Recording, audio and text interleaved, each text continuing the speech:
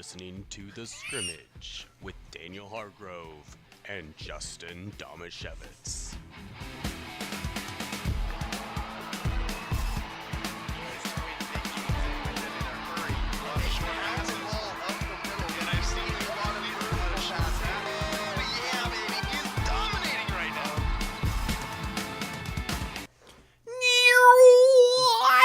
Boop, boop.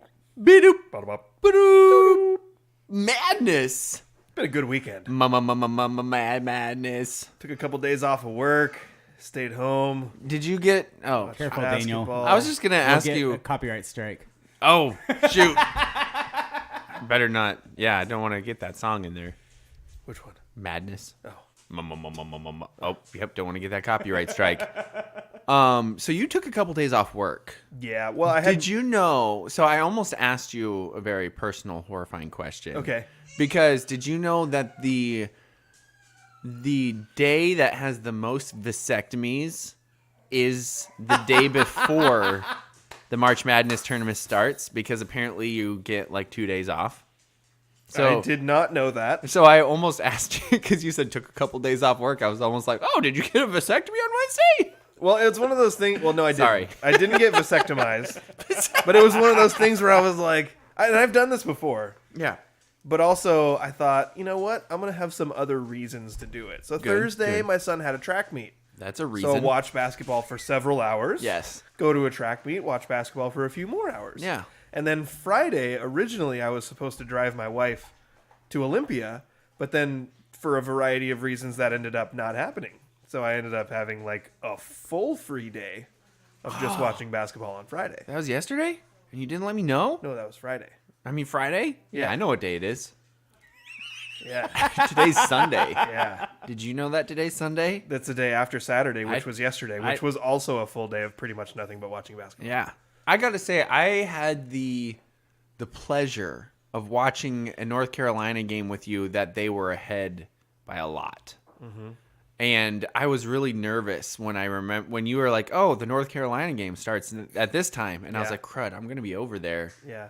That could be an extremely stressful time. Yeah. Well, no, because see, I had already decided, and I told you guys beforehand that I had decided I was just going to be really calm during that game. And then I just was. So it wasn't close, but if it had been, I would have been really calm. And that's good because I was asking stupid questions. Well, also, if that's his definition of really calm, like that was a blowout, and he was still upset about like every missed free throw.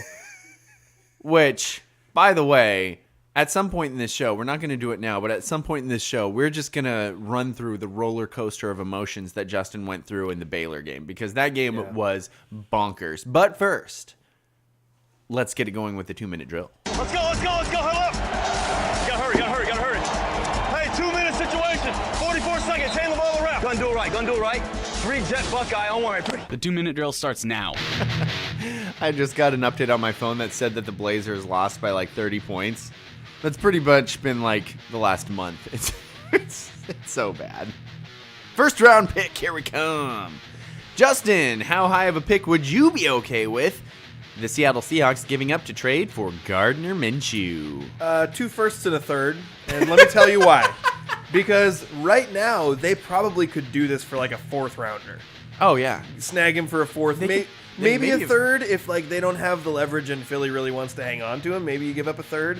But I believe if the Seahawks made that move 10 years down the road, we would look back on it after Gardner Minshew has built up his Hall of Fame credentials. Yes. That That we would look back on it and go, yeah, 2 firsts and a 3rd, totally worth it. So that's what I'm okay with them giving up. Absolutely. Top overall seed Gonzaga Bulldogs struggled to get past 9th seeded Memphis in the round of 32 on Saturday. Daniel, did the Zags' performance in that game make you worried about their chances of winning it all? You know, after your description of Memphis when they were playing Boise State, no. Because I think that's the type of team that Gonzaga historically struggles with. The super-duper athletic, fast, physically gifted team is the type of team that can give them problems. We saw that with Baylor last year in the championship game. So to me, the fact that they overcame their early struggles in that game actually makes me more confident about them winning the national championship because they had to face the type of team that gives them trouble. They faced adversity early. They overcame it. They got the victory, even though in both games they really haven't started very well. So even though they haven't had their A game, they've overcome that and they've gotten the win. 8th seed North Carolina fought through some questionable officiating, to say the least, to upset number 1 seed Baylor in overtime on Saturday and advance to the Sweet 16. Justin, what are the Tar Heels' chances of moving past 4 seed UCLA, or UCLA, into the Elite 8? I mean, I think the chances are pretty good. They get 5 days rest. 1, 2, 3, 4. 4.5, 5 days rest. Counting is hard. Okay, cut me some slack. Yeah. But this team, on a lot of rest, their starting 5 can contend with any starting 5 in the nation. And Manic gets a ton of rest. True. And Jaime Jaquez went out with an ankle injury for UCLA in their game, and who knows whether or not he's going to be healthy or how healthy he'll be. So I don't know. I feel like I feel like what you just watched North Carolina do to Marquette and then hanging on against Baylor with all of the difficulties down the stretch makes me feel like they can contend with anyone. I have also watched this team lose to dang Pittsburgh. So nothing will surprise me. Pittsburgh and Pittsburgh. In the wake of the Carolina-Baylor game, many national talking heads and basketball analysts harshly criticized the officiating. ESPN analyst Jay Billis tweeted, "It's not basketball, it's hockey and rugby. This has been happening all season and needs to change." Daniel, is college basketball facing an officiating crisis, and what can be done to fix it? Well, first of all, if you've never watched a rugby game, get it out of your mouth, Billis, because I'm sure you have no idea what rugby actually looks like, and you would probably call things completely wrong, like, oh, that looks like a rugby scrum out there, which you have no idea what that is or Billis, what anything is. Idiot. Else is. Dookie. Yeah, stupid Dookie. But that game was horribly officiated. I am not a North Carolina fan, and I was furious at how that game was officiated. Our own friend, can we call him a friend since he's a Dookie? Yeah. He's a friend of the show. Vic Chima Yeah. said that game was horribly officiated. Vic never agrees with me. Oh my gosh. That's one of the things we like about him. By the way, it kind of it kind of reminded me of the officiating of a girls' basketball game, where one team has a girl that's just bigger and stronger than everybody. Because that's how... Oh, shoot, I just forgot his name. Armando Bacot? That's how he was officiated. Yeah. He got mugged every single time he touched the ball, and yet they never called it. Yeah, that has been happening all year. Brutal. That has been happening all year. No, that's fine. That was a perfect spot. Justin ruined it with talking Justin. about it. No, and I talked to some He's other... blaming me. There are some other people who mentioned this as well. I can't remember who it was. Can't remember if it was Ian or Rick. But it was either Ian Cope or Rick Anderson. Somebody mentioned that it might have been somebody else too, but this year that they felt like girls' games for high school basketball were officiated much more lenient, so they let a lot more physical stuff go by. And they wondered why that was. Like, do they think that girls just won't be that aggressive? Because they will. I've seen Paige Leisherness play. She will punch you in the face. Okay, she won't punch you in the face. I'm sorry, Paige, but she is aggressive. And we watched team after team go up against strong girls like Paige, who's big, strong, very well built, and they just get hacked constantly, and they never get the foul call. I saw it happen to McKinley Dalen too. We were looking through Courtney's pictures of all of the games, and the amount of times that we were like, "Oh, that's a cool picture. Wow, that girl is all over her." Mm-hmm. It was insane. And I remember showing McKinley one of the pictures at Minersburger after the tournament, and she was like, "Wow, that girl's all over me. Did I get the and one on that?" And I'm like, "No, there was no foul call on that. But you made it." You know, it's just ridiculous. Yeah. And then watching that tournament game, first, I didn't see when they kicked out Manic, but apparently that's where everything shifted, right? It is 100% momentum shift. But I watched the game for the most part after that, and I was livid because I've been involved in games like that where one team is scrambling trying to get back, and then all of a sudden the officials just don't call anything. So you're getting trapped. And when you're getting trapped, what you need is the ability to have space to be able to pivot and make a pass out of that without getting fouled. But it's extremely hard to do so when people are allowed to slap at the ball and miss and hit you in the arm constantly. Because not only does that sometimes knock the ball out of your hands, but it also makes it so you can't focus on trying to make a pass clearly. And I've been in games like that before where when you get trapped, you're just getting hit. It's like body blows. You're just getting hit on the arm, on the stomach, and you can't focus to get a clear pass out. And then all of a sudden you do what is it? Leaky Black would do. He just started defaulting to jumping out of bounds and throwing the ball off of people. Yeah, he did it twice, like in about 40 seconds. And then was he the one who also did it the third time, and that total punk of a player like just stole it? Oh, the guy who looks like Dennis Rodman in 90s Cisco had a baby? Yeah, exactly. I can't remember. Sakon? Sounds right. Anyway. I was calling him Cisco the whole game, so I actually remember what his But he name did is. it 3 times in a row, and so the third time the guy just took a step back once he jumped out of bounds and caught the ball. Yeah.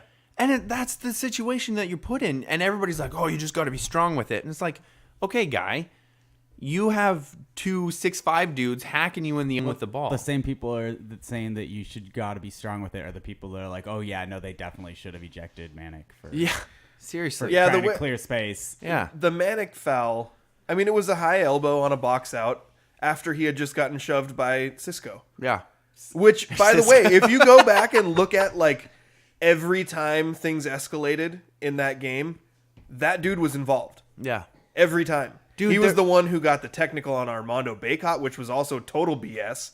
I didn't see that play either, yeah. It was legs got tangled up, and because he was, he's the Cisco looking dude who, again, I'm just gonna Wait, they called a technical on that? Yeah. The double foul? No, not the double foul. It was Okay. a different play. They both went to the ground and their feet were tangled up, and I think Armando was upset because he had sort of been tripped and pushed, and it had been going on all game. Well, there was And another then- play where the two of those guys ended up on the ground in the Yes. same thing, and they Yeah, called a double they foul. called The a one double where foul. he like dove in between them and like, is that the one where he entirely caused it?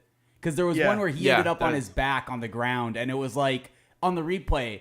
I don't understand how you call a foul on the other team. No, Like, yeah, I think on the double foul, I have no idea how Bacot got called for part of that. Yeah. Like, he fell on the ground on his back and then literally, like, covered his head and got called for a foul. It was bizarre. What I think happened, and while I was watching it, that last 10 minutes and 49 seconds after Bacot got ejected, which, again, total You mean BS. Manic. Manic got ejected. Should have been a flagrant. I'll say that right now. I'm totally fine with it being a flagrant. I've seen, just in this tournament, much worse stuff not be called a flagrant too.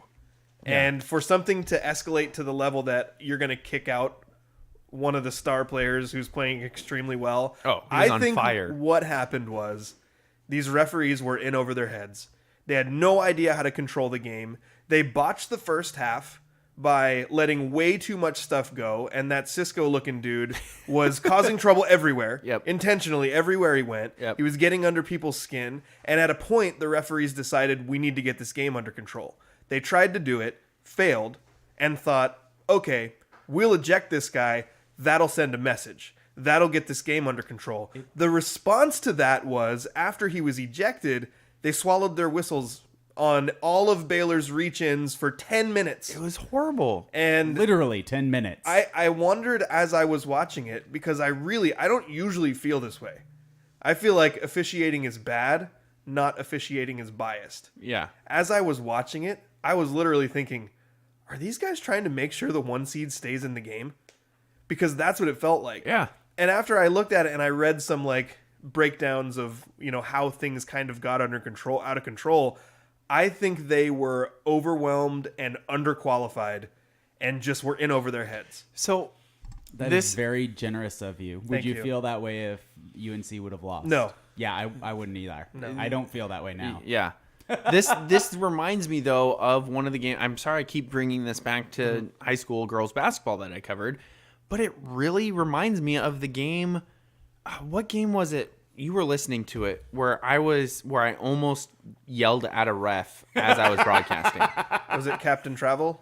Or No, whatever you it called wasn't him? the Captain Travel game. I think it was Lyndon Christian. Okay. Was it Lyndon Christian? I think it was, where I started getting upset because they wouldn't call a reach. Oh, yeah. I think it was that If game. you were going up for a shot, they might call a foul. But if it was a reach, they wouldn't. So what would happen is Page or McKinley would get the ball in the post and just get mugged, and they wouldn't call anything. And normally, as we mentioned, physical games are good for Monty. But when both of their players are playing on one leg, it wasn't so good for Monty because they couldn't be physical back, you know? So that's what it reminded me of watching that Baylor game is, yeah, they would call some fouls on shooting fouls, but that favored Baylor as well because they were attacking the basket. UNC with the lead, as they do, and as I was messaging you, I hated. It was incredibly frustrating. They were pulling back and not attacking the basket. Yeah. But Baylor was attacking the basket, so they were getting some foul calls that were pretty cheap. Yeah. But they were shooting fouls. Yeah. And then on the other side, UNC wasn't attacking the basket, and Baylor was just hacking the crap out of them, but they weren't shooting, so they weren't calling anything. Right. It was so frustrating. So two things about Oh, do you remember the play where was it Thamba? Is that a guy's name for Yeah. Baylor? Flo straight, Thamba. It's straight. a cool name. That's an awesome name. But straight two-hand pushed Yeah. on the rebound, Yep. doesn't get called, and I was just like, I lost my mind. and it was nuts. Every loose ball, there was no. Apparently, they couldn't call a foul on a loose ball. Yeah. Every rebound that was coming down, every pass that was going to somebody, you could straight up punch somebody in the face, and they'd be like, "Oh, they're both going for the ball. I don't know what to do." Well, Justin couldn't because he would be wearing blue. I can't think of a game off the top of my head in which I have been more infuriated. Yeah. I texted you guys, I think, in the group that it's possible that my neighbors think someone's being murdered in my house. Because I was screaming. I'm a horrible example for my poor 12-year-old son. He was equally as worked up as I was. And I'll tell you, my physical reaction to this game was, I didn't feel it in the moment, but as soon as the game was over, I pretty much collapsed into my chair. My head was pounding and my throat was on fire. And I was like, this is probably not healthy. But at the same and that's time, why I'm gonna be there for the Duke UNC game. And what did I text the group when Baylor tied it and UNC failed to score and the game went into overtime? You said they have no shot. Done in overtime. Yep. And that's what I thought, too. They just lost a 25-point Yeah. lead. They had I've been talking about this team's depth for the last 2 months. They have none. None. Zero. And they lost a starter to an ejection, and another starter had fouled out, and 2 other starters were playing with 4 fouls. Including your stud. And no momentum. Yep. Zero. I was like, It's over. That's it. It's over. And then somehow, the other guy with the second coolest name on the floor, Dontrez Styles. Dontrez Styles, drills a 3 early. I'm sorry, if he doesn't make that 3, they lose. That was his 3rd three-pointer all year. Oh, jeez. All year? Yeah. If he doesn't make that 3, they lose. But that Yeah. put them immediately up and put Baylor on the defensive. You know, and I liked what you pointed out too, which was that Justin McCoy, who also, he's a bench player, he has not played much this year. And to be honest, has been really disappointing because he's a transfer from Virginia I thought was going to be a big part of this team. And he provided a level of calm that I think in overtime was incredibly important It was to what they were doing. It was noticeable. Either if him or Davis didn't have the ball, it felt like something bad was going to happen. Yeah. But the amount of times, and I didn't, obviously I saw that McCoy was a bench player, so I wasn't expecting much. But by into overtime, I'm like, every time he touches the ball, he kind of separates himself, he calms things down, and he makes a good pass. Yeah, he really did. And it was huge. That was those guys between him and Dontrez Styles, those guys stepping up was the reason why Carolina won in the overtime period. And I realized that Leaky Black is a great defensive player. He should never be in charge of an inbounds pass again. I believe that was the worst.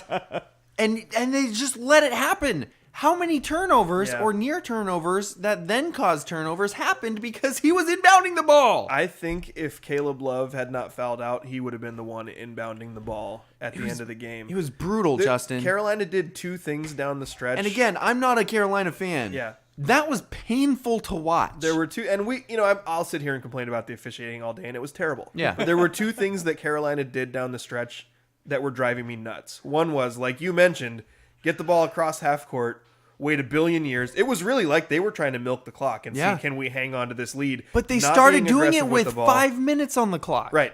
Yeah. And there's a shot clock. Yes.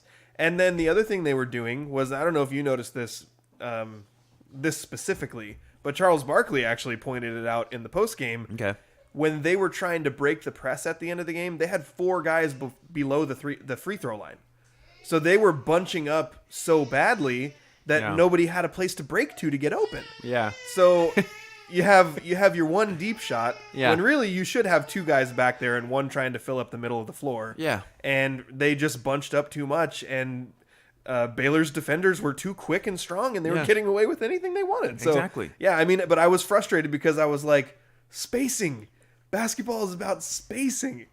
You know what's interesting? And I had only seen it once before, but in the Gonzaga game when they were trying to hold on, did you see the inbounds play they were running? No. They lined up all of their players out of bounds. Oh, yeah, like a football play. Yeah. Yeah. And then basically the guy they kept passing it into was running like a 5-yard hitch. Yeah, it reminded me of the Harlem that's Globetrotters. awesome. It was awesome. Yeah. Like they all had like Just different running routes. Yeah, they all had, and in that situation that makes sense. Yeah. Especially, I mean, can you think of a quarterback that has 5 seconds to make a decision? No. And so you basically had no rush. It was like a flag football play. Yeah. And so they'd get the ball, they'd take off running, and basically their point guard would run like a 5-yard hitch, and it's like, okay, cover that. When I saw them line up that way, I thought they were trying to be cute and make a joke. And then I realized, oh crap, that worked really well. Right? Because That you're was setting my up at a thought, too. point where nobody really knows what you're doing. Yeah. Peyton's like, man, they got the whole route tree available to them. Exactly. Yeah, they did. It was awesome. And it shocked me too, because I was like, wait, that works? Yeah. But North Carolina kept doing the same exact thing. And basically UNC or Baylor was like, okay, we know Davis is going one of 2 ways. Yeah. He's the main guy we have to cover because nobody else is quick enough and they don't want the ball in their hands. Yeah. And then for some reason, Leaky Black wouldn't pass it to the first open guy. Yeah. I do apologize. That's my son in the background. No, we don't He's need to excited. apologize. Okay. for that. I don't forgive you. Okay. I didn't think I needed to apologize, but I needed to mention that that's what's going on. I actually like a little bit of background noise. Me too. And I love that guy. I think it gives the show character. He's real cute. Yeah. Well, It's a good thing. oh, there he is. Aw. At some point, Courtney, if you can bring him down so we can get him on camera, that'd be great. But I do realize that the stairs are a little treacherous. So Yeah. um, Just do it. Just don't die. yeah. Yeah. But seriously, it was like, because a lot of times the first cutter was open, but it was almost like he thought, I need to wait for a surer pass. Yeah. And that never happened. Nope. And the hard part is Leaky's I can't remember a time I've been so stressed out watching a game besides the Oregon State games in the tournament last year, and that's just because that's my team, and they had no business winning any of them. So it got close in every game. The hard part with Leaky is he's a senior who's been a really important part of the team, who has faced a lot of people who don't really understand the game for the last few years, watching the game going, why is he on the floor? Because he's a very flawed offensive player. But he plays some dang good D. He plays incredible D. There's a Instagram thing dedicated to, like, they just add pictures of guys he shuts down. Nice. Every game he's like, he guarded this guy. This guy scored 3 points. He guarded this guy, and it's a lot of really good players. Oh, that I he love shut that so down. much. Yeah, and it's I feel- taken a while for fans to really embrace him, because what he does on defense is so important, and he's improved his offensive game. And I don't know if you've noticed, but like, the dude can jump out of the gym. Yeah. Like, he has some real length, strength, athleticism, and he also came. He went public earlier in the season with how a lot of the conflict over the last few years has created a lot of anxiety, and he had like undiagnosed anxiety. He didn't know what it was. Gotcha. And it affected him, and he finally came out and said, hey, I talked to a therapist and I figured it out. And like, I always think that those kind of things are really brave. Yeah. You know, Seriously. to be able to say things like that out loud when your job is to be a tough, strong athlete. Yeah. To be able to say that out loud is pretty cool. Absolutely. Now I feel bad because he's the exact type of player I think is missing from most high school teams. And college teams. And college teams. Yeah, You for need sure. somebody who's going to swallow their pride and lock a dude down. Yeah, and part of the thing with him this year, yeah. That doesn't mean you should trust them with doing the inbounds pass. Oh no, I agree with you. And like I said, this was a team that had two. This is a team that always plays its starters. Yeah. The 5 starters usually play the whole second half. So the other guys don't know that scenario. They're all playing. They're all moved into different positions because of the players that were gone. And I honestly believe Caleb Love would have been the inbounder in that scenario with everything the way it was. Who's the coach for North Carolina? Hubert Davis. I would strongly advise him in the next game, if they're without Love and Manick and they find themselves with the same 5 guys on the floor, let McCoy throw the ball in. There have And been just because McCoy is a quarterback name. No, just because he was super chill. Sometimes he's This too is a calm. bench player who never plays. yeah. He gets fouled in a super close game, steps up to the free throw line like nothing's going on and drills 2 free throws. And you're just like, who is this guy? I would say he probably played about 5 minutes in about 50% of the games this year. And that, I would say, one of the biggest criticisms of Hubert Davis, Williams would drive people nuts because he would play everybody. He would play 10 guys a game, especially early in the season, make sure everybody was out there, figure out your rotation, make sure everybody gets reps so when you need them, you have them. And Coach Davis has not done that. He has really stuck with his starters and the subs play very little. And I that's part of the reason why I was so nervous is because like not only are they not very deep, but also these guys have barely played. So how do you expect them to be able to have the experience to step up in that kind of a scenario? Yeah. And the fact that they did it is still mind-boggling to me. It is. And I know we're talking about a lot about North Carolina I basketball. could do this all day. Thankfully, it's because in my mind, it's the most topical game that happened yesterday. I agree. But also, I feel like there's just a lot of parallels that are just straight basketball. Like, even though we're talking about a team that most people probably don't care that much about, A, it's the tournament, so you care about every game more than you normally would. But B, these are like, I mean, the topics of how games are officiated and the topic of how you strategize at the end of the game to break a press and how you then, the next topic that we just kind of touched on, North Carolina stopped trying to score. And the thing that breaks a press the best is when you score out of it. So when Which they did, I think, once. I Yeah. think one time they broke the press and got a layup. But most of the time they would break the press Yep. and then they'd pull the ball back out. And that's okay if there's a minute left and you're up by 5. Yeah. But there was 5 minutes left. Yeah.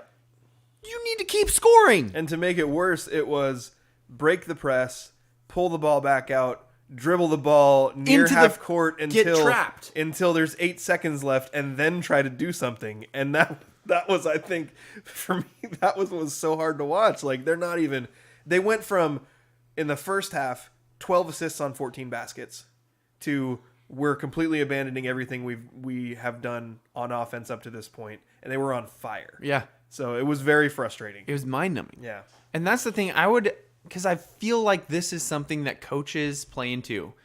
And I feel like some people look at RJ Davis maybe and they're like, hey, that's a smart move by a veteran point guard. Slow things down.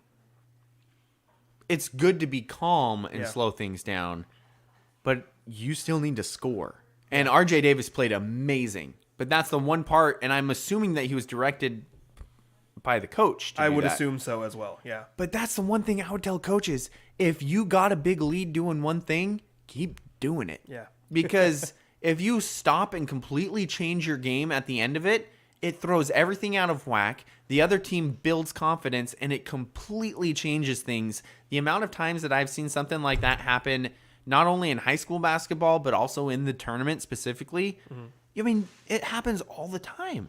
And you don't have professional basketball players who a press doesn't bother. Right.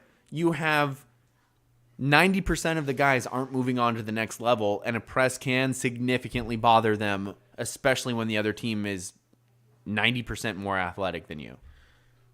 I have one more topic that's like a branch off of this game that's sort of a broader topic. Okay, because I also want to ask you about their next game. Okay. Against Juzang. Is Juzang out? No, Jaquez, I think, is out. I know, but I haven't heard Juzang's name in like a month. Oh. Is he out with like a significant Johnny Juzang? I didn't think so. Maybe. Okay. I'm going to, because I know Jaquez, Okay. you mentioned, just got injured. I'll look that up while. Okay. So my next thing is, it's about commentators. Oh, my goodness. I've been very harsh on college basketball commentators in general, and there are some really good ones out there. But if you ever watch like a regular season college basketball game, while you're still trying to get a feel for the roster and the guys, and you need them to like call the action and say who has the ball, and they don't. They No. talk about whatever other random thing is going on. Seriously. And it's like they're having a conversation about something while the game is going on, which I hate. But when it gets into these March Madness things, they actually call the action. Have they gotten together, or has there been a mandate put down by their networks that they say, hey, don't say anything negative about the officials? Seriously. Because the commentators in this game refused to acknowledge how horrible the officiating was as the game was getting out of control. And I think I understand that like you can't go full Daniel and Justin and just harp on officials for a full game. But what was Yeah. it? Booger McFarland at Booger, the Booger. Monday Night Football game. Boogers. Was that a couple years ago now? I don't even Where know. he just straight up was calling him out. Yeah. Oh. It was super. So I get different. it. You It's can't probably refreshing. It you was can't so refreshing. harp on it Made me like horribly, it. but you should be able to call out the really obvious stuff. Yeah. Like at one point, could the analyst have said, "Man, Baylor's really getting away with a lot of reaches on this full court press"? Yeah. No, they didn't do that. They didn't do it at all. The one time it's they not meant- an accurate commentary of what's happening in front of them. Exactly. It was not an accurate depiction. I'm sorry to interrupt you. Yeah, I have a that was terrible all. habit of interrupting you. That was all I had. I apologize. It's not an accurate depiction of the game.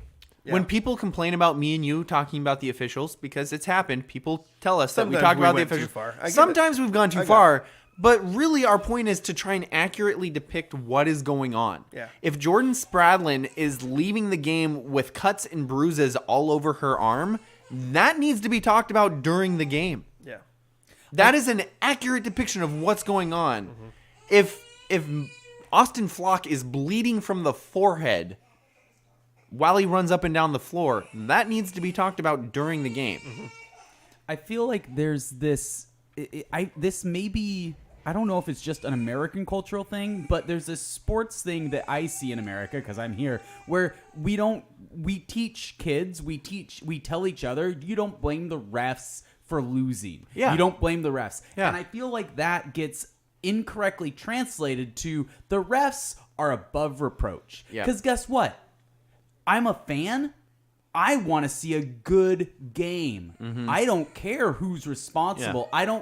I don't want to hear a player calling pretend like I don't want to hear a player blaming the ref. Yeah. I think that's bad. Yeah. What I do want to hear is I want the media and the fans to be like, those refs are terrible. Fire them. Get good refs. Yeah. Because that makes the whole thing better. I mean, Absolutely. heaven forbid those professionals be held accountable for Right? their performance. Exactly. It really feels like there's this cultural thing where refs just are above reproach. Yes, they're above reproach by the players on the floor, Yeah. and that's it. Yeah, exactly. And Justin, you know the worst part about it? What was the one thing the commentators said about the refs? On the last shot, where that guy stuck his leg out Yeah. and pulled an old Steph Curry move back Yeah. when that was a They call. said, "Oh, that should have been a foul." They said, "Oh, that really could have been a That foul." 'cause could have been a foul. He touched his shooting hand on the follow through, and I was like, "Are you?" I was having you guys such would a have hard. loved my reaction to that. I thought I was gonna start swearing until my tongue fell off. See, I couldn't curse. It was bizarre. I had my Counterpoint. 12-year-old son watching with me. Counterpoint, it could have been a foul. Yes. Because who knows? They pull fouls all the time, no matter what. But they were literally watching a game where one team Yeah. was smacking the other team the whole time, and then that hairbreadth of a foul possible, they were like, "Oh, UNC got real fortunate with that one," and I'm like, We will take a commercial break in a second, but I'll tell you, we're going to talk about Seahawks. We're going to name an Daniel's athlete of gone. the week. We could preview some Daniel. We're going to talk the about answers. local sports. He'll hear. And in about a minute, we're going to do a very special March Madness related edition of Stump Daniel. But first, quick commercial break. Do you have a legal situation and need someone on your side? Let the law office of Jeffrey A. Damashevitz be your advocate. If you've been the victim of medical malpractice, suffered a personal injury, or need representation with real estate law, small business law, or estate planning, let Jeff Damashevitz put his 29 years of experience to work for you. Call Jeff Damashevitz today at 360-612-3991 or visit damashevitzlaw.com. That's DAMASIEWICZLAW.com. Thank you for listening to or watching, if you're on YouTube, The Scrimmage. I'm Justin Damashevitz, my co-host Daniel Hargrove, and our trusty producer Andrew Gross. Also here with us, we've been talking a lot about March Madness, specifically the debacle that was the North Carolina Baylor game, which I thought was interesting. I think it got more attention because it was the standalone game yesterday morning. When you get into the afternoon and there's more games happening at once, things change a little bit. But because it was a standalone, have as much time to reflect. It was the first game of the day, so I apologize if you didn't enjoy all of that North Carolina conversation. But let me tell you that it's not a sincere apology. It's a very insincere apology. I enjoyed it very much. I'm excited for the next round. But for now, we're going to get into my favorite part of the show. Serving questions up on a silver platter where the points are made up and the rules don't matter. Time for Stump Daniel. Stump Daniel is brought to you by the law office of Jeffrey A. Damashevitz, and this quick sneak peek of Anchor is brought to you by Daniel and Courtney Hargrove. Hey, bud. Oh, if you're listening to the podcast, you need to go pull up the YouTube video right now so you can see this adorable little monster here who's going to be assisting his father in Stump Daniel today. Let's Daniel, do it. are you ready to get stumped? I am. Anchor's ready to grab the microphone. This was a very rare instance where I thought, you know what, I'll do a March Madness edition of Stump Daniel, and then things like facts just started flowing in. Like I went down a tunnel and I was like, oh, that tunnel led me to this fact, and that tunnel led me to this fact. So it was very good, and I think it's really interesting. Daniel, first question. Okay. With a 70-60 win over Murray State on Saturday, St. Peter's became just the third 15 seed to ever advance to the Sweet 16. Wow. Daniel, who are the other two? And I'll give you a hint. Both of them were in the last 9 years. Whoa. Well, I was going to guess Lehigh because that's the only one I know. No, they won their... Yeah, Lehigh. Anchor CJ. agreed with that guess, but it's not the correct guess. Terrible You know guess. that because it's too long ago. But they lost their second round game. Oh, wow. Is after CJ beating that Duke. old? Yeah, he's been in the league for like, this is his 10th year, I believe, in the league. So it must have been like right before this. Okay. Shoot. Then I have no idea. You would remember. One of them was just last year. Shoot. Gosh, the hard part is 15 seeds are usually teams that you don't really know the names of. That's true. So that's the problem that I'm struggling with here. So I don't even know who to guess. So you want me to just tell you? Yeah. Because I do think it's interesting. It is fascinating. Last year it was Oral Roberts. Oh, yeah, one of the dentist schools. Anchor was like, Dad, how did you not get that? I'm sorry, bud. Oral Hygiene was the one last year. I mean, Oral Roberts. And before that, in 2013, Dunk City, Oh, yes. Florida Gulf Coast was a 15 seed. FGCU. 15 Literally seed. the greatest basketball team that has ever existed. Which At is the funny time. because Andrew says that dunks ruin basketball. Oops, though. Oops are dunks, Andrew. Oops are a certain kind of dunk. At the time, Florida Gulf Coast was the first 15 seed ever to advance to the Sweet 16. And Wow. the only team to do it since then is Oral Roberts last year and then St. Peter's this year. Do you feel like college basketball is awesome, by the way? Yeah. Because I feel like the seeds are meaning less and less because there's so much more and more talent in college Agreed. basketball. Yeah, It's awesome. it's pretty great. Next question. With an 82-78 win over Memphis on Saturday, Gonzaga extended its Sweet 16 streak, which is the longest active streak in men's college basketball. How long is the Zags' Sweet 16 appearance streak. Which is amazing, because remember when the Zags were known as like that mid-major team that always got some hype underdogs. and then always choked when they were actually... I believe this is 9 years? 9 years? Close, but no. 8? 7. Dang it. 7. And see, here's the 7 hard was part. in my head, and for some reason I was like, no, it's more than that. It's 9. If it seems like the phrasing of this question is weird, is because it's not a 7-year streak, because in 2020 there was no tournament. It's a 7-season streak, but 7 seasons. 7 straight seasons. Gotcha. 7 straight tournaments. Okay. Gonzaga has advanced to the Sweet 16. Stupid Sticking with Gonzaga for the next question. Stupid COVID. Dan Dickow. No, that's not the answer. Blake Nope. Stepp. Nope. Okay. I'm just showing my old school Gonzaga knowledge there. You forgot one. Roni Turioff. Nope. Oh. Older. Older than them? John Stockton. No, John. Oh, it's not John Stockton. You're right. You're right. You're right. Adam Morrison. Remember that guy? Barely. Next question. Adam Morrison was the Drew Timmy of his time. But better. Yeah, but think about it. Like how they look. Oh, that's true. Right? Like Yeah. all of those things you were telling me about Drew Timmy, how he looked like a retired tennis player. Yeah. All of those different things. You could add the same thing about Adam Morrison. Do you Retired want him? tennis player Do you want who me to? half-heartedly gives lessons at the local YMCA. I said, hold on. I want all but one of them. I won't read the last one. I want all but one of them. I won't read the last one. Oh, I went into the wrong group chat. Hold on. It's gonna be back like 100 messages because you Yeah, guys were dude. talking forever last night. Yeah. Oh, you know what? That's gonna Hold be on. hard to find. I just Justin. remembered. Wait, no, I just remembered that I tweeted them. This is good radio. I tweeted So good. them at the Lebitard show because they have a looks like thing, and I thought it was funny. So here we go. Drew Timmy looks like a sponsored racquetball player who's constantly running into the wall, but only when people are spectating from behind the glass. Drew Timmy looks like a former tennis pro who fell apart after a serious injury ended his career, and now he teaches lessons half-heartedly at the local YMCA. That could be the same guy too. That's actually. true. Yeah. That's a good point. And it is. It's Drew Timmy. He says he's 24 or whatever, but he's really 39. Yeah. Yeah. Absolutely. Next question. 'Kay.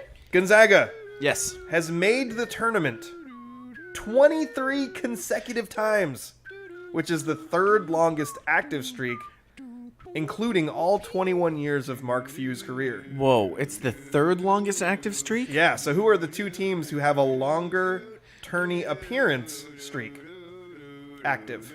Wow. So the thing that helps Gonzaga there is even if they have a down year rankings wise, all they have to do is win the West Coast Conference tournament. And St. Mary's is the only other consistently good team, and they're not always really good. Exactly. They're good this year though. Yeah. Did they lose? No, they won. They beat. No, wait, they haven't played yet. They haven't played yet. I thought They weren't they won playing their UCLA? first game. Didn't they lose to UCLA? Oh wait, you're right. My Yeah, they bad. lost to You're right. UCLA They 56-72. they won their first game, which I believe And I they- picked them to lose. They and beat Indiana. and they dominated it. Yeah, they did. So they're a good team. Yes, they lost to UCLA, but this year they're. Well, but you're right. UCLA is really good. Very up and down. San Francisco also played fairly well, Dons. even though they lost. Anyway, outside of the West Coast Conference Is that tournament, name San Francisco Dons? Is that a mafia reference? Why Like, are you what- asking us? You're the basketball It's person. we just looked it up. Kyle and I just looked it up. Daniel It's a knows. Spanish gentleman. Oh, okay. so the yes, Don. mafia. Yes. Okay. But I thought No, not mafia. Mafia's You- Italy. yeah. Yeah. Okay. Oh, you've never I'm messed ju- with the Polish mafia. I don't know. I had a very grumpy Polish person teach me foreign languages at college. I think he might have been a part of the Polish Might mafia. have. You know who I'm talking about. I don't know who you're talking about. Stream, but, if you know, you know. I'm just going to go with some random blue bloods here because I can't think of any other mid-major that just constantly dominates because, but weirdly, what happened to Butler? Remember when Butler was like amazing? yeah, I think they really fell off when When- Brad Stevens left. I think that's sad. Yeah, it's that was been a while. That was a fun They program. made it to 2 consecutive national championship games. That was a fun program. Yeah. I really liked those players. Let's see. I'm gonna say Duke. I hate it. Ooh, I'm sorry, that's not correct. I'm glad that's not correct. Terrible guess. And I'm gonna say another name that I'd be happy if it's both ways. Okay. Kentucky. Ooh, I'm sorry, that is not correct. Those Good. are both good guesses. Okay. But the correct answers are you were good. You were right with Blue Bloods. Okay. Kansas at 32 consecutive times. Whoa. And a Green Blood, Michigan State, at 24 consecutive times. Wow. Then Gonzaga at 23. Wow. So I mentioned, this is your last question. Okay. I mentioned in the last one that it's 23 consecutive tournament appearances, 21 years of Mark Few's career. Mark Few was an assistant coach when Gonzaga's tourney streak started. Who was the Bulldogs' head coach at that time? Who was the guy who actually started it all that Mark Few gets credit for? Facebook would know the answer to this. I've got a question. Maybe it's a hint, I guess. Will Daniel know this name? I don't know. Okay. I only know it. I know who I the was next dynasty that Mark Few started. Well, actually, no, I don't know his name. I just know that he's coaching for Arizona. I forgot his name. I'll say this. I only know this name because I was on Facebook one day looking at Gonzaga stuff and people talking about Mark Few and how he built everything in Gonzaga, and somebody else going, all he did was build on top of what so-and-so already started. You just gave me the answer. It's so-and-so. Yes, it is. I have no idea. Dan Monson. How did you not know that? Dan Monson. There's a reason why I don't want people calling me Dan. But Dan Monson. Gosh dang it. Now Francis is only going to start calling me Dan. No, Bubby, you're safe. Is he in the... It's Bubby. That's what I said. I said Bubba. You know what was funny, though? What? This morning, I called my dog Bubby, and I was like, that's Daniel's name. Is Francis in the comment section I yet? haven't seen anything. All I've got is Jewel, your sister, requesting to see Anchor and then celebrating when she saw Anchor. Good. Okay, so I have a little bit of history because... Also some smiley faces from the Midnight Golfer. Who's that? I'm not sure who that is. Ooh. But thanks for watching. A midnight golfer is thank you for very watching. mysterious. Yeah. Who golfs I'm at gonna have to- midnight? That's awesome. Also, you might be a murderer. Midnight golfer. I thought when I saw this... Just murders birdies. I was learning for the first time a few weeks ago when I saw this that Mark Few wasn't actually the guy who started everything in Gonzaga. I mean, he's carried it on for 21 years, which is pretty incredible. Yeah. And he's obviously made it better because they're almost no longer a mid-major. They're like a blue blood. It's weird. They're getting the number one recruits. Third longest streak. Yeah, they're definitely a blue blood. So That's true. That's a good point. I mean, we can stop saying maybe a blue blood now, right? sure. Is the only thing keeping them from being stereotypically a blue blood is that they don't play in a Power 5 conference? I think that the teams that people refer to as the blue bloods have a longer history. just not a better history. Maybe not a better recent history because Recent. there's no I see what team you're that saying. has Yeah. a real better recent history than Gonzaga. I see what you're saying. So they have like 100 years of The- history, and yeah. Gonzaga has like 30 years of history. Their history Well, goes back 23. into like to the 70s and 60s. And Yeah. yeah. But Gonzaga didn't emerge to the level of a top team Since like the last 10 10 years, years, yeah. maybe 12. Yeah. But anyway, Dan Monson, because I thought this was interesting that I learned this for the first time, that Mark Few wasn't the guy who started it all. And I was like, who is this Dan Monson guy and what happened to him? Yeah. What happened to Dan? And why did he leave? Was he an accountant? No, he's a basketball coach. Oh, okay. In 1999, Monson led Gonzaga to 28 wins and an Elite 8 appearance. Whoa. He used Was that with Dan Dickow? Maybe.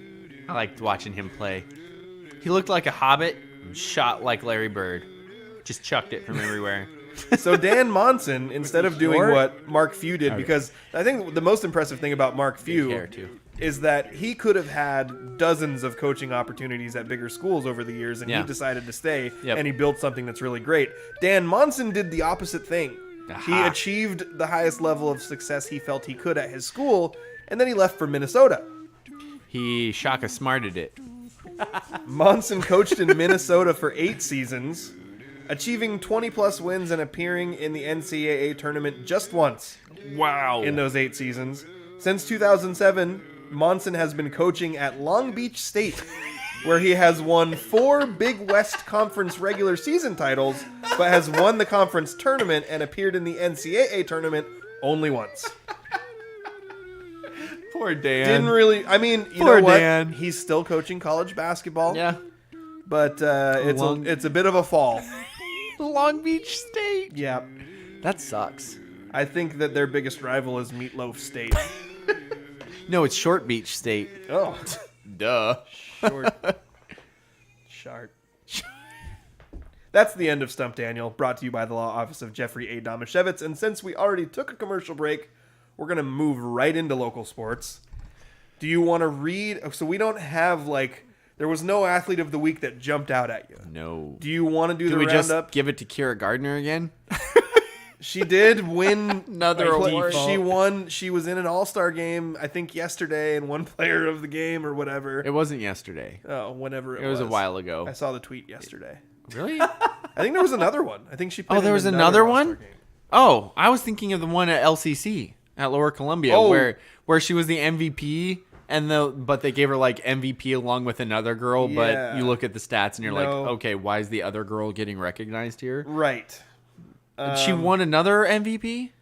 So this was a tweet from yesterday Okay. from Raymond Athletics. Kira Gardner got the opportunity to play in the WGBCA All-Star game this afternoon. WGBCA, Yeah. Women's Grand Basketball Championship Association. Yes.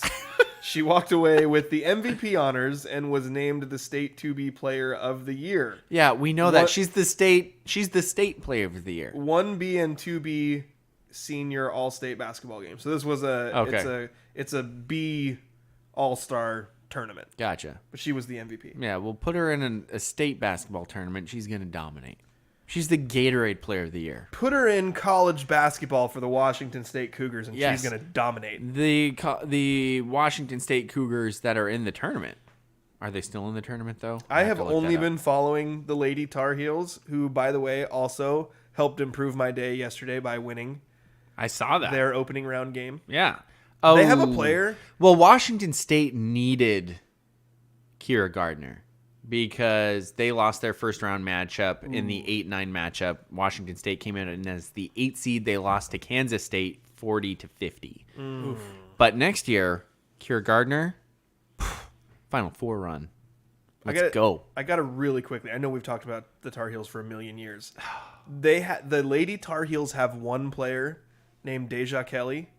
Yeah. I'm telling you, certified bucket getter. Ooh. Whoa, you can't just throw that around. We're not gonna. Yeah, we're not hey. gonna And get, also, you're not Hold allowed up. to just unilaterally award it to people who play for teams that only you root for. I'm not Yeah. awarding it. I'm just sharing my opinion. And also, I don't think that we would probably give that certification to a college player from across the country. Okay. Well, yeah, that's what I'm saying. I want to say there's another certified bucket getter who comes from Washington, small Okay. town. Okay. Haley Van Lith Yeah. on the 1 seed Louisville Cardinals. They're playing Gonzaga in their next game today at 4 in the afternoon. Women's NCAA tournament. Haley Van Lith, if you want to watch a girl from Kashmir, although if you're a Monty fan, you might not like Kashmir. I don't want to watch a girl from Kashmir, but I know who she is, Yeah. and she is incredible. Anyway, she decided to go to Louisville instead of Gonzaga. Not I'm a assuming certi- Gonzaga wanted her to play. Not a too, certified bucket getter, though. but- Oh, snap. Harsh words. Although, I got to say, I've seen Haley play. I want to see Kira Gardner play against Haley Van Lith. Mm-hmm. Okay, this is my opinion. I think, I'm going to say it right now, Kira Gardner is a better high school player than Haley Van Lith was. Yeah. You know the way I see that going? She's longer, she's faster, and I think she gets as many buckets. I think when she they plays better defense. when they play against each other, and this is not me being biased because I don't like Kashmir, I see Kira Gardner stepping on Haley Van Lith's face, and Yes. then jumping again and dunking the basketball. Yes, that's true. Kira's got hops. I never saw that in Haley's game. Honestly, I don't know what the hype was. Like, she's obviously very good. I shouldn't I be think I saying can that. take her. She is on one of the best basketball teams in the country for women's basketball, so I shouldn't say that. But Who wins in a game of one-on-one, you or Haley Van Lith? The fact that you had to think about it tells me everything I need to know. is it me 8 years ago before I hurt myself? Yes. Then I win. Okay. because I lock people down. I lock scorers down, men or women. It don't matter. Yeah. I lock scorers down. Yeah. You're not sexist. But would you score? What? That's the question. That's an excellent. The game would end in a 0-0 tie. But we weren't going to go there. We weren't going to go there, Andrew. Excellent point. I probably don't win that matchup. Haley would knock down some threes before I would. So let's start by going through the local sports roundup, and Yes. then we will pick an athlete of the week. We'll try. Okay, with 7 different players recording multiple hits for Aberdeen, the Bobcat baseball team took down Hoquiam on Wednesday at Olympic Stadium. Trevin Nichols led Aberdeen's offense with 4 hits, 5 RBIs, while Toby Heggie and Kyle Miller had 3 hits apiece. Malachi Ballesteri picked up the win on the mound, allowing a run, 1 hit with 8 strikeouts in 3 innings pitched. Ballesteri also drove in 2 runs on 2 hits and scored 3 times. Aberdeen softball opened its season with a win on Saturday. The Bobcats took down Elma 6-1. Aberdeen's Lily Camp pitched a complete game, allowing 1 unearned run. Camp also was one of 3 Bobcats to record 2 hits. Maddie Hoare and Haley Wilson also chipped in 2 hits. That's supposed to say Maddie Gore. I apologize. That Maddie makes Gore, so much more sense. I know who Maddie Gore is. That was a typo, and then Okay. I also said it wrong. Maddie Gore and Haley Wilson also chipped in 2 hits apiece. Maddie Gore's a stud. Elma, Hoquiam, Montesano, and Wishkont Valley boys and girls track and field teams joined Nacelle and Tenino for a 1A 2v1A. I'm so embarrassed that I just did that. I tried to hold it together. Joined Tenino Nacelle for a 1A league meet on Thursday. March 17th at Jack Rottle Field in Montesano. The boys' competition was highlighted by wins from Montesano sophomore Jesse Anderson, who took first in both the 800-meter and 1600 races. Montesano's Eric Jacklin, the reigning 1A Evergreen League cross-country champion, took first in the 3200 by more than a minute, crossing the line with a time of just over 11 minutes. That's ridiculous. Also, Blew away the field. Timmy Higgins won the 400. Just throwing that out there from Hoquiam. I don't even know if you wrote it in there later. I just wanted to mention it because, you know, Hoquiam also relation to the friend of the show. Attaboy, Timmy. Is it a friend of the show? Maybe an enemy of the show. I'm not sure. Frenemy. The Bulldogs got multi-event wins from junior Jaden King, who swept the 200 hurdles races. The 2 hurdles races. There we go. I know track. She ran 200 hurdles races? Yeah. Wow. And Ashlyn Devereaux, who won both the long jump and triple jump. Hoquiam had 6 event wins, led by thrower Tiara Straka, who won the shot put and the discus events. Tiara is an absolute stud heading to Oklahoma when she's done with high school for track and field. Montesano picked up its first win of the baseball season with a 13-5 victory over Rochester on Friday in Rochester. Isaac Pierce got the start for Montesano on the mound and allowed no earned runs, some unearned runs, but no earned runs, on 3 hits. Skylar Bovey ended up with the win, allowing no runs and striking out 3 batters over 3 innings. Then Camden Taylor came in to close the door in a scoreless 7th inning with 2 Ks. Pierce drove in 2 runs on 3 hits and scored twice. Bodie Polar and Christian Morris also each recorded 2 hits for the Bulldogs. Just a quick question. Are both Pierce twins able to play baseball? I think so, but I Good. didn't see Isaiah mentioned in this article. And he was the one with the injury? No, Isaac was. Oh, okay. Yeah, but I think Isaiah's playing. Okay, good. Yeah. Oh, that makes me so happy. Okay, good.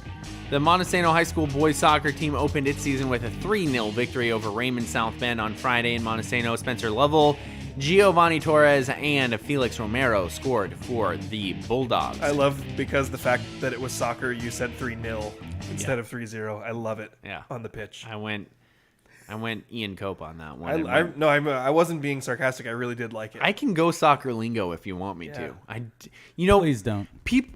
The way I talk about soccer, people would have no idea that I played soccer for 13 years. Did you know I played soccer for 13 years? I didn't know 13 years specifically, but I did know you played a lot. Okay.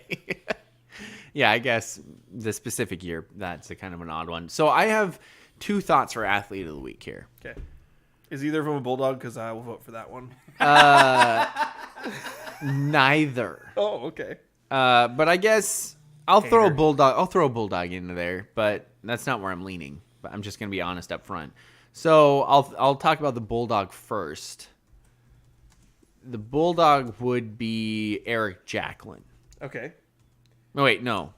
Jesse Anderson. That's who I wanted. 816-meter winner. Right? Okay. Yep. The second one would be Aberdeen baseball player Trevin Nichols, who had 4 hits and 5 RBIs. RSBI. The problem was you didn't mention the score of that game. I didn't? It was 20-1. It was 20-1. That's not close. I feel like everybody was getting hits and RBIs in that game. They had 7 players with multiple hits that game. Yeah. The third one is Tiara Straka, who won the shot put and the discus event. And she's a recent commit to go to Oklahoma. I think there's a really obvious answer here. Yeah. What is it? Straka. It's Straka. Okay, good. That girl. I thought for sure you were just going to go Monty Homer on that. But yes, It's Isaac Pierce, obviously. I think it's Tiara Straka. It's Tiara Straka. Okay. And there's a lot of good performances in here, really good performances in here. But Tiara Straka has been criminally underrepresented on this show Yeah. for her level of dominance over the last couple of years. Yeah. So She's an incredible athlete. Amazing. As evidenced by the fact that she is getting a full ride scholarship go. to Oklahoma. Let's go. Which is incredibly rare in track and field that an athlete would get a full ride because they have a certain number. They basically have like a certain number of designations they can give. And so they usually like split them in half and they give a bunch of people partial scholarships. Okay. And she's getting a full scholarship. That's nuts. Which is incredible. I love that so much. Yeah. Yeah. So Tiara Straka is, I mean, which is better? A full ride scholarship to Oklahoma or the Ole Penn Real Estate Athlete of the Week? That's a good question. It's really close. It's going to come up later too because we had a good question. Bucket getter. We Bucket had- getter is better. We had a question from The Godfather for the mailbag, which is to rank levels of achievement. Do you have that one still, Okay. Andrew? We'll Well- get to it in the mailbag. But The Godfather texted us a question good. asking us to rank Levels. which achievements are most important. Up there in the discussion is Yeah. a full ride scholarship to a Division I college, Yeah. Oklahoma, Right. for Tiara Straka. It's definitely the most financially valuable. Yeah. Yes. So congratulations, Tiara. You are our Ole Penn Athlete of the Week. Since it's track season, I'm sure we'll see her name a ton for the rest of the year. And she, knowing how we view things, I don't know. We tend to be biased towards football and basketball players. So in baseball and track and soccer season, it tends to be more up in the air. I gotta assume some state championships are in line for Tiara, and we'll be talking about her a lot down the Yeah, line. agreed. All right. So with that, we will move on to Seahawks moves. So I think Did the Seahawks do anything? I think the big Shouldn't this say Mariners moves? The big thing that really happened with the Seahawks is, as we were wondering last week. Yeah, baseball started. Why are we talking about the Seahawks? Yeah. Well, we don't it's- care about that anymore. this- Russell Wilson is posting Broncos stuff. This doesn't have to be a long conversation. But I think the big question we were wondering last week is how much of a rebuild is this going to be for the Seahawks? And we had our answer because not only did Pete Carroll say, no, it's not a rebuild, we're going to try to win now. He actually said it out loud. Yeah. But they also said it with their actions by signing Quandre Diggs, by signing Rashad Penny. They also signed an edge rusher whose name I'm forgetting right now. As they do, they don't get a top-level edge rusher. They get a second to third line edge But rusher. they paid him medium money. Yeah, and that's what they'll do. Yeah. They don't care about actual dominance. They just care about bringing in guys and hoping. By the way, they also signed Will Dissly. To a really what I even think of It's what bizarre. what was the thought process that led to that contract? Like, what would be the reasoning or the rationale for that contract being signed? Because none of it makes any sense to me. Yeah. Like, I'm glad that Disley's going to be around. I mean, he's probably going to get hurt. Everett just got a 2-year, $12 million deal. That is... Oh, my gosh. Right? What the crap? He was good last year. Yeah. And he was great the years before that. Before they brought him to Seattle. Much better than Disley was. Disley, I love being the man and being able to be on the field. But that's the thing. He's been hurt. Mm-hmm. And while I think he has the talent, he has been hurt. There's a reason why Rashad Penny only got $6.5 million. He has the talent, but he's been hurt. They re-signed Penny? Yes, they just re-signed Penny. Awesome, They re-signed him and they re-signed him. That is a good move. Just came down today. Okay. 1 year, $6.5 million. Which is I think that's an awesome deal. Yeah. Brilliant. Good for everybody. Good for Penny, good for the Seahawks, because now he has a chance. He'll be able to prove himself that he can stay on the field and produce like he did. Absolutely. Yeah. Although, I mean, he'll be splitting with Carson, so it's not like he's going to be able to just... Sorry. I dropped my phone. He won't get 150 yards a game like Carson he did. Signed? He signed a 2-year deal last year. So. Yeah, okay, so he's still on the signed, but we're just not sure if but he's going to be healthy. Both of them have been injured a lot. Yeah. So this is a great situation right. for both of them to have the opportunity. And they've both proven that they can do it when they're healthy. Yeah. The other thing is, what is the Seahawks' fascination with tight ends? Because they traded Noah Fant was one of them in. So if you're getting Noah Fant, how is Will Dissly supposed to earn the money that he's getting? I did see... I think I sent you guys this, but I did see that last year the Seahawks, in spite of running the least offensive plays in the league, they ran the 10th most plays with 2 tight ends on the field. So it does make sense, especially with that was the first year of the new offensive coordinator. Yeah. He clearly does want to use a lot of 2 tight end sets. And Fant's not a pass blocker. No. Maybe they're not going to try to gram him. And they're actually going to have him catching passes and have Dissly doing the blocking and catching passes. So Dissly should be paid like a blocking tight end, right, and not better. a receiving tight end. Better. I'm but that's better, but that's not market value. No, Even if you think it's better, it's not what the market's going to pay him. I agree with you. I think the only... Pete and John are out of their freaking minds. I think you're overreacting. But I'm not overreacting. That is the stupidest contract I've ever seen. But You know, you can get any blocking tight end. The you can stupidest contract you've ever seen? It's right up there. You know how cheap you can get an offensive tackle from college to block as a tight end? Yeah, but really you can't freaking get one, cheap. But if he's healthy, Dissly is one of the better receiving tight ends also. Prove it. If he's healthy. Prove it. We've seen we've seen 4 games. He was healthy all of last year. When was he a good receiving tight end last year?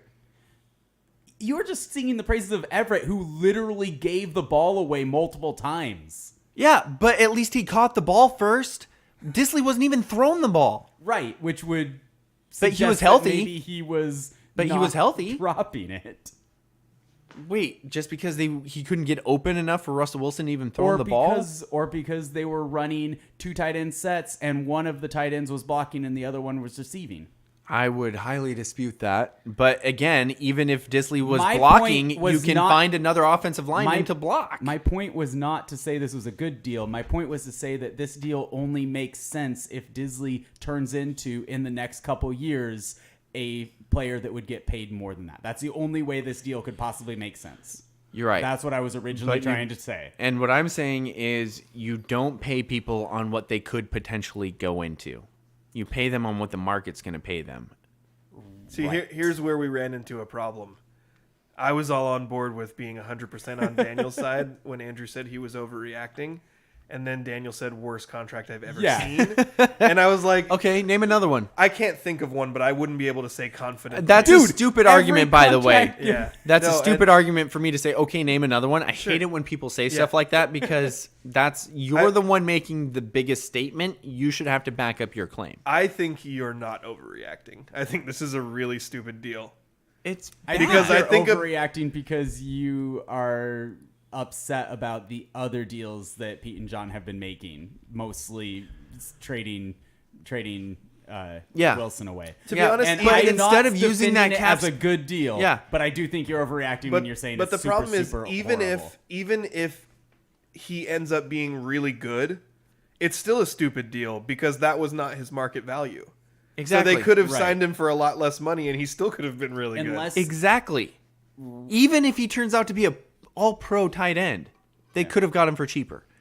Also, is tight end one of the most like they have all of this new cap space, right? They got rid of Bobby, they got rid of Russell. They have all this new cap and Dunlap. They have all this new cap space. What are the most important positions on the field? And if you say tight end, I'll punch you in the face. well, quarterback, pass rush. According Quarterback, to what pass I rush, see offensive here, line. And they gave it to a tight end. If we're looking at what the Seahawks have actually spent money on, it's safeties and tight That's ends. a good point. I like safeties. I think safeties are important. I like the Quandre Diggs deal. Safeties are. I also do, but it is an excellent example of Pete and John not following the market. Because the market is 100%. don't have two of the top 10 paid safeties. The market That's really true. is. That's true. That's a good point. The market is really good that point. teams don't like to invest any money in safety. Right. For the most part. Very few safeties have gotten those big deals. And That's a good point. Again, I want to say I do like that deal. I just don't. I think that if you're looking at it through the lens of the whole league, it is definitely not an easily a good deal. That's a good point. Yeah. Do we have anything else to talk about? I think that was no. Wait, I want to know what you guys think about. So beyond Justin's trying to go as over the top on Minshew's side as possible to make me feel like I need to pump the brakes, which is just really evil. Besides that, the rumors about Mayfield possibly coming to Seattle, is that something? How do you guys feel about that? I think or are you with Pete when Pete says that he's all in on Drew Lock and Drew just needs a second chance? Are you? He said that. That's what the But whole. he kind of has to, though, right? Like, if there's a chance that He does Drew- not. No, he Well, does not have to say that. But if there's a He has chance, to, what I wanted to there hear him is say a was chance. was Drew Lock will be competing for the. Oh, yeah, that's a good what I point. want to hear. You're right. But what they said was Drew Lock's our guy right now. But now I think they did. He did say like right now. I think if there's a chance, and there is a chance that Drew Lock is going to be the starter, that's not the worst thing to say, because it's instilling in him confidence, and all he's been doing for not only the last year in Denver is getting bashed, but also since he's gotten traded to Seattle, all he's done is get bashed to the point that which teammate was it? DK Metcalf. I think DK Metcalf went on to Twitter and said, "Hey, can you guys lay off of Drew Lock? Because he's just been getting hammered by everyone and Seahawks fans. Right. Like, Seahawks fans have been spoiled for a decade with Russell Wilson, and they're terrified at the thought of Drew Lock being their quarterback. Right. So I think there's some credence to that. But also, as far as Baker Mayfield goes, I don't like the idea of them trading for him if they're giving up anything of value. Right. Because so what you would you be basically have him willing for a year, because he's have a he's year on the his rookie deal, and then he's gonna either get paid or Franchised. or okay. But the franchise tag is going to be a buttload of money. Yeah, that's paid. And he's played out his rookie deal, and he's on the 5th year extension of the rookie deal. Yeah. So you're bringing him in for 1 year. So if you give away anything more than 4th round pick, right? I was thinking maybe a 3rd. I would not be mad. I would kind of like to see him, especially over if they don't bring anyone else in. I'd rather have him than him. I'd rather have him competing with Drew Lock than just Drew Lock and Geno Smith. If they brought Baker in, he'd be the starter. I would agree. Baker Mayfield, to me, is Gardner Minshew light. Yeah, I could see that. He's high more upside, possibly high or possibly low downside. fun character as well. Yeah. I like him. But I like also, he tilts on the side of maybe too much drama that Gardner Minshew doesn't have. He's also Because a lot of times those fun guys also have the downside of being a little bit more dramatic and emotional. Where Gardner Minshew, amazingly fun character goofball, and yet also steady. Mm-hmm. Like, he's not the type of guy to just start throwing around accusations at or getting really upset about things. Like, he's amazing in that way. I would say that that doesn't really concern me in Seattle. Like, I'm not too worried about somebody coming in and being a drama queen, because we've already had Sherman here. And how did that end up? It doesn't matter how it ended up. It got us the Super Bowl. No, see, It he got got us the Seattle Super a Bowl Super Bowl. before he turned into a drama queen. I think he was still Richard like that. Sherman was. I don't think he changed. I think he just Yeah, got but he. like they weren't Yeah. winning anymore. Yeah. He looked So like that's he the thing. changed. If you hit a tough stretch, which do you think the Seahawks are immediately not going to be in a tough stretch I'm next year? actually working on the theory that Pete has a ticking time. I'm going back to the thing people were saying about Pete originally when he first came to the NFL, which was that he couldn't build things long term. Okay. It seems like every good player in Seattle leaves before their prime with a bad taste in their mouth. And see, that's fine if you make the right decisions, because that's So- what the Patriots have done. Sure. They had people leave for the most part. Hey, bud. They have people leave for the most part before their prime. That's not the They problem. also don't pretend not to, though. Exactly. Like, Bill Belichick never pretends to care about any of his players. Exactly. That's actually probably not true, but to the media. It's pretty true. No, I think it's true. It's Yeah, true. I think it was accurate. Yeah. Anyway, so I'd be fine with Minshew because I also think that Minshew he or- would. Well, hold or on, though. excuse me, I'd be fine with Baker because I feel like he would be. I feel like Baker's the type of guy who's like, you came and got me, I'm with you. Do you worry? You know, I feel like that's the also type my of guy. feeling. I feel like do that's you the type of worry guy he is. about the gunslinger mentality and how that fits in with Pete's philosophy? Because I know that there were the rumors that Pete and John really liked Baker out of college and were considering drafting him, and that's part of it was the whole thing with them and Russ. I think that's a But good point. He is and has been one of the highest interception throwers in the NFL his whole career, and it's because he's got like the Brett Favre mentality of, oh yeah, I can fit that ball in there. And that's the thing that makes Minshew such a perfect fit. Mm-hmm. Like, it's not just that we love Minshew. That's not the only thing. He is a perfect fit. We love him. He takes care of the football. Yeah.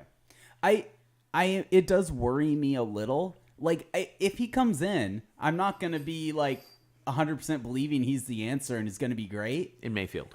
In Mayfield, obviously Minshew would go to the Hall of Fame the year Absolutely. after coming here. Yep. But but if Mayfield comes here, it's entirely possible that it won't work out. I think it's also possible though that he is, at least for the next few years, so happy to be the starter and supported and in an organization that isn't absolutely trying to be the worst, that he's just 100% in. Yeah. I love that. It's possible not. I agree with that. I think that's enough Seahawks for now. We're going to take a commercial break. Coming up after the break, we're going to hit on the Mariners a little bit because I'm not sure if we've talked about their massive move since they've made it. And then we're going to get into the mailbag. But first, a commercial break. At Ole Pen Real Estate, we have solidified our foundation on 4 core values. First, we continuously focus on growing our knowledge in the market and in our practices to bring the highest level of competency to our clients. Second, we provide a high level of integrity, compassion, and kindness in every aspect of our business. Third, we put the human element above business through humor, enthusiasm, and patience. And last but not least, we proactively respond to the needs of our clients. Our mission is to create a personal real estate experience, one person and one home at a time. With Ole Pen, it's personal. And thank you to our sponsors, Ole Pen Real Estate and the law office of Jeffrey A. Domashevitz. Time to get into a little bit of Mariners talk as they made a huge move. And actually, you know what? They're playing games right now. Yes, it's just the preseason. It's just spring training. But good to know. One of their guys who they got in that deal, Jesse Winker. Yeah, I like him. Me too. He also had a 2-run double today. So Nice. let's go, Jesse Winker. Ty France also hit a bomb. And J.P. Crawford had a hit and a run scored. Winker, as I mentioned, that 2-run double. Let's see. Haniger went 0 for 2. Oh, Eugenio Suarez, also in that deal, had a hit today. Nothing else. Kelnick went 0 for 3. Murphy 0 for 2. Yeah, not much else. They did lose 7-3 today in their preseason game. But what I always say is if you are good in the spring training, probably not going to be good during the regular season. So I'm fine with them losing. But, hey, they make a deal. They trade Jake Fraley. I liked Jake Fraley. Yeah, me too. Jake Fraley was the one with the big beard, right? Yes. Yeah. But it's okay that they traded him. It's sad to see him go, but Yeah. totally fine. They traded... Who was the other guy that we recognize? Oh, Justin Dunn. Oh, right. Which was like, he Which throws is- really hard, but But he hasn't really done much. Yeah. Struggled. So you're okay with that trade. Well, and they also And then- a high pitching prospect, right? Yes, they Okay. also trade Brandon Williamson, who I didn't know. we didn't know, but he was one of their top pitching prospects coming up. Number 7 prospect ranked in the program. So that was the gut punch. You know, that was the one that Jerry DePoto was like, we didn't want to trade him, but we had to get the deal done. That's the type of decisions you have to make, though. Right. And you have a bunch of top pitching prospects that are coming up. So giving up one of them, also giving up Jake Fraley, makes sense in that deal because you get back Jesse Winker, who looks to be a stud, especially against right-handed pitchers, which you needed a left-handed bat. And everything I've seen from him looks great, except for the fact that he's not great on defense, which you're an outfielder, you live with that. The other part of that deal, Eugenio Suarez, is okay. Some people are saying he's going to have a bounce back year. He might offensively. And I'm really hoping for it. The dude hits bombs. He hits a ton of home runs. Doesn't hit for great average, which I guess. I mean, Seager didn't hit for great average last year either. Right, because what you're game's doing changing. with him is you're replacing Seager. Yeah. Right? And that's hard because I think you have to replace Seager in your mind with both of these players. Well, yes. I mean Position-wise. position-wise. The hard part is when you look up Eugenio Suarez defensive highlights, the first video that comes up is Cincinnati Reds defensive highlights. So you're like, okay, he was a Cincinnati Red. The second video that comes up is Eugenio Suarez errors. And there's a lot of them. Are they bad? Oh my gosh, guys. The amount of times that he has a ball just go under his glove is astronomical. The amount of times that he makes a routine play and then chucks the ball into the stands, he has more errors than I think Kyle Seager had in his entire career. Right. Well, and It's that's going to the be thing hard is, watching third base. Justin is- is reacting like I'm thinking Duke is playing really well. Michigan State just tied up with Duke. It's currently 65-65. They just, it's 65-65, and they just called a foul on Michigan State that is absolute BC. It's a load of bull crap. Duke was trying to pass the ball into the ACC Defensive Player of the Year, Mark Williams, who, by the way, at the end of the North Carolina game at Cameron Indoor, had to be pulled off the floor because he couldn't guard the pick and roll, but somehow he's still the Defensive Player of the Year. Anyway, they tried to pass the ball into him, and he bumped into tiny bit of contact with this Michigan State player. The Michigan State player knocks the ball. Tom Izzo's laughing about this call. They knocks the player out of his hand, the ball out of his hands. Michigan State grabs it. Oh, foul on Michigan State. Stupid. I'm Okay. over it. Yeah, I can tell. Back to the Mariners. I think they're in a better position now than they were before the start of the offseason. They got Robbie Ray, Cy Young winner from last year. I forgot all about that. Right? Because it happened It so feels so long long ago. Exactly. So right now, the pitching lineup that they have, the rotation, we don't know who's going to be their fifth starter. We're thinking it's either going to be some sort of veteran that shifts down into that role. Maybe they get more of a top-end starter, which kind of bumps everybody down. It's going to be a young player that comes up. Do they still have Tyler Anderson? They don't. Okay. Tyler Anderson he was the guy they traded for that was on the end of a deal. Okay, got it. So right now their starting rotation looks like Robbie Ray, Marco Gonzalez, Chris Flexen, and Logan Gilbert.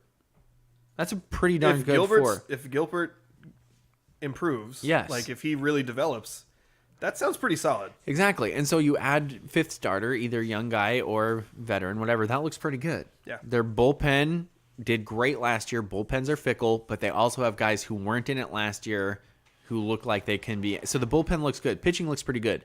The hitting, they've added a ton to their hitting with Winker, in my opinion. Also, if Kelnick improves, Kyle Lewis comes back and can contribute, and Julio Rodriguez maybe can contribute. Their hitting And looks Kyle better. Lewis has already proven that he can perform at the top level when he's healthy. Exactly. So I'm excited about their pitching and their hitting. The defense is going to be interesting. Which, when you think about it, some of the times that the Mariners have been really bad, it's been like, well, they can't hit or pitch, but the defense is really good. And then they've been bad. Yeah. So maybe defense is the least important part of the Maybe game. that is. Either way, I'm excited about the Mariners this year. So that's what's going on there. I think they want to probably bring in another starter, but if they have to fill that fourth spot with a young guy coming up, I think they'll be perfectly happy with that. The big eyes are going to be on when does Julio Rodriguez come up. That's what I'm watching for. That's the thing I'm most excited about. Everybody's looking for that. And that story 1A, 1B is, can Jared Kelenic be who we thought he was going to be? You know why I'm so excited about Julio Rodriguez? Because all my attention has been on Jared Kelenic, and it's because he's been the name that's in the headlines for the most part. And he had an earlier time frame, so he's there.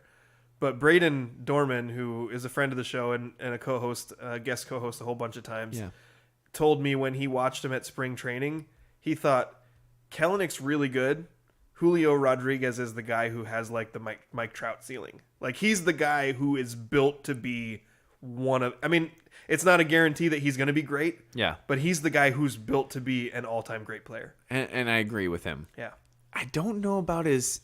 The thing about Mike Trout, center fielder, stupid fast. I know that Julio is trying to work on that side. He heard that he had a lower ceiling, and he put in a lot of work into his speed. They said he's been getting faster. They said he's been... And so that's encouraging. You can because work on speed? How do you do that? I'd like to do that. I think... Learn how to run. I for think one thing. what it is, Justin... Step 1, lose 50 pounds. Well, he's super... Remember, he's super young. Well, I was talking about Yeah. me. And so Young. you can, when you're that young, you can either be like, I'm just going to be big and hit bombs. Right. Or you can be like, hey, I'm still growing into my body. I want Right. to keep the speed that I have. It changes the things you focus on in your workouts Yeah. and what you're trying to do with your body. Because that's the thing right now is since Kyle Lewis is his leg injuries has kind of made him questionable because he looked like he was going to be the center fielder. Yeah. Like we watched him make incredible plays his rookie of the Injure year himself season. making incredible plays. Sadly, that's what it turned into. And that's part of the problem is you almost don't want your center fielder to be your best offensive player because they're going to make some pretty stupid, crazy defensive plays sometimes. Didn't Griffey hurt himself multiple times? Multiple times. Making great plays in center field? Well, one in particular. Yeah.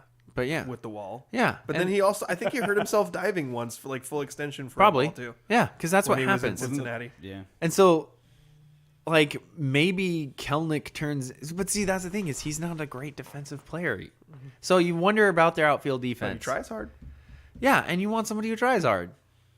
I don't know. Although if it's you going to be really if interesting. you talk to kids today, it's a negative thing to be a try hard.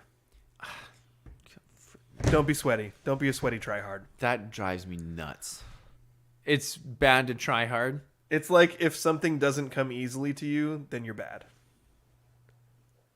What is wrong with society? I have fought against this phrase in my house, and my kids, my boys will tell me, no, it doesn't mean that, Dad. What does it mean then? That's what it means. Exactly.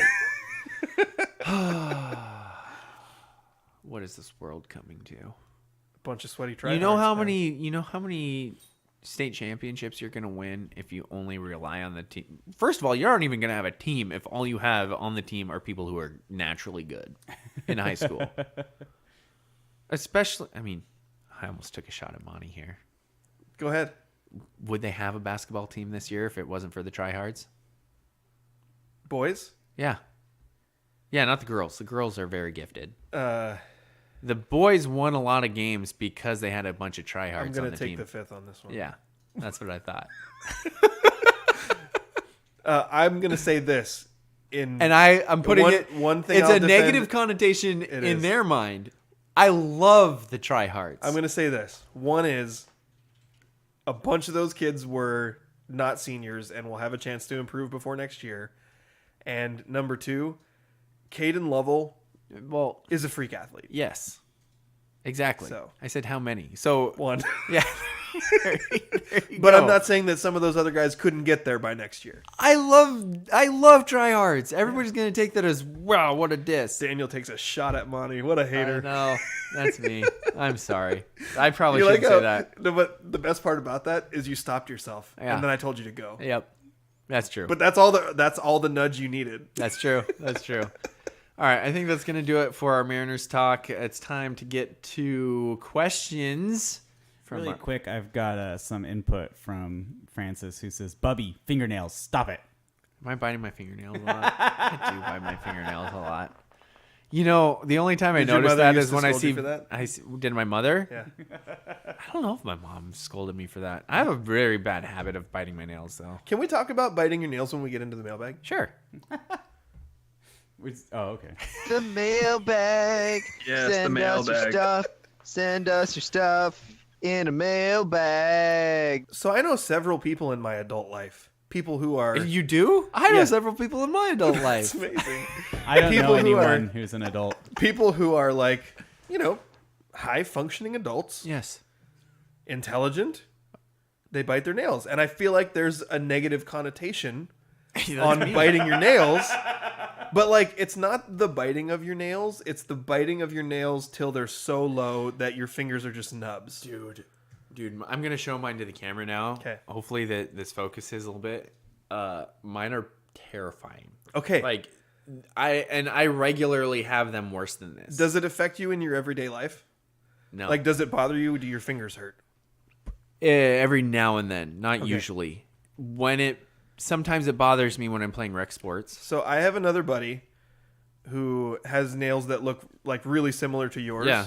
Where it's gotten to the point where And- my wife wonders, like, my nail bed is getting lower and lower. Right. Because I just keep chewing them lower and lower. It's bad. So one day, I was just like, I was next to him. We were standing at a counter. We're like doing stuff on computers, and he looked at me. He was like, "Man, you got some really good fingernails." And I was like, "What?" And he's like, "I just wish I had fingernails like yours." And I was like, "I don't." Okay, whose phone is buzzing? I'm sorry. it's That is me. going like crazy. Okay, so I'll be honest. What's happening is Michigan I have- State is beating Duke I right have now. my phone on go. silent, but my Tar Heels group chat is reacting to the fact that the game is tied between Michigan State and Duke. I'm Okay. sorry. I- Is there a way to make it so it doesn't vibrate? I don't know. I don't know iPhones. They're pretty dumb. Oh, yeah, iPhone. Yeah. Sorry. Usually there's a way to make things silent. Oh, I Oh, bet I could. I You're bet going I to get could- us copyrighted again. I bet I could silence the group chat for a little while. Hold on. Let's Probably. see. Heels House. Who's all in your group? How many North Carolina friends do you have? Are they people from different states? Do you really want to know? Yeah. Okay, so I found this because. Wait. What were you going to say about your nice nails? Oh, I just. Can you show the nails to your camera? Yeah. So, Oh, you So do. my fingernails. They're pretty. Yeah, those are So pretty nice. this is why I've always wondered, because I chewed my nails as a kid, Oh, okay. and until I How was did you about, stop? I didn't do anything. I just like it. At one point, it just wasn't an issue anymore, Nice. and I don't know why. I didn't make any kind of a concerted effort to stop chewing my nails. Okay. And one day, I just looked down and I was like, "Oh, I stopped chewing my nails." Weird. So it's not a willpower thing or Okay. anything like that. It just, I stopped chewing my nails.